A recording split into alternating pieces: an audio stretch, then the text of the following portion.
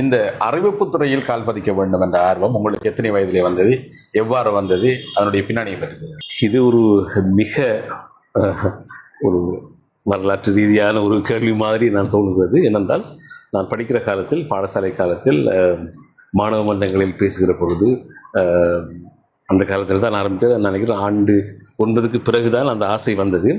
அந்த ஆசை இலங்கை வானொலியில் அந்த காலத்தில் இருந்த மிகப்பெரிய ஜாம்பவான்கள் அப்துல் ஹமீத், ஏஆர்எம் ஜெஃப்ரி, ஜெயகிருஷ்ணா, இப்படி பலருடைய குரலை கேட்கிற பொழுது எனக்குள்ளே அதே போல் இன்னொரு முக்கியமான விஷயம் மஜித், அந்த காலத்தில் வெள்ளிக்கிழமை என்றால் தொழுது விட்டு எல்லா வீட்டுக்கு வந்ததும் அல்லியின் ஹலவுங்கள் விருப்பம் போகும். அது எல்லா தேசமெங்கும் அந்த குரல் கேட்கும், ஏஆர்எம் ஜெஃப்ரியின் குரல் கேட்கும். அதே போல் காலையில் பாடசாலைக்கு போகிற பொழுது பொங்கு போவனுடைய சத்தத்தை கேட்டுக்கொண்டே போவோம்.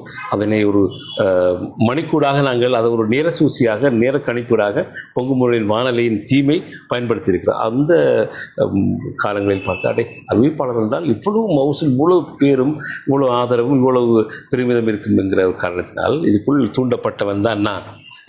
நிச்சயமாக உண்மையிலே உங்களுடைய ஆரம்பம் ஒரு தனியார் வானொலி, அதுக்கு பிறகு நீங்கள் ஒளிபரப்பு கொடுத்த பணத்துக்கு வந்திருக்கிறீர்கள். இந்த பயணம் என்பது நான் நினைக்கிறேன் கிட்டத்தட்ட 25 வருடங்கள், 26 வருடங்கள், 25 தாண்டி விட்டேன். சரி, 20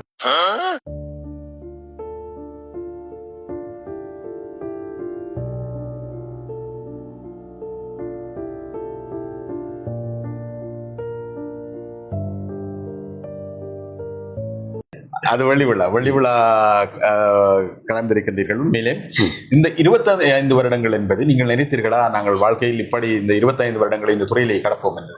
கண்டிப்பாக ஒரு மிகப்பெரிய ஒரு சவாலான கேள்வியும் சவாலான விடயமும். வானொலி அறிவிப்பாளராக 25 ஆண்டுகளை கடத்துவது என்பதே மிகப்பெரிய ஒரு குதிரை கொம்பான விடயம். அதிலும் இலங்கை வானொலியில் 22 ஆண்டுகளை தாண்டி விட்டது. அது இன்னும் மிகப்பெரிய சவால் நிறைந்த ஒரு இடம். மிகப்பெரிய ஜாம்பவான்கள் வாழ்கின்ற ஒரு இடத்தில் ஒரு சாதாரண ஒருவனால் 22 ஆண்டுகள் வாழ்வது என்பதே மிகப்பெரிய ஒரு சவாலான இடம். அதை அடைந்து கொண்டிருக்கிறேன். அது எல்லாவற்றின் காரணம் அல்லாஹ்வினுடைய கிருபையால் தான் இந்த அத்தனையும் நடைபெறுகிறது. இன்னும் நிறைய காலம் இன்ஷா அல்லாஹ் இருந்தால் இவர்களோடு தாக்கி பிடித்து வாழ வேண்டி இருக்கும் நினைக்கிறேன்.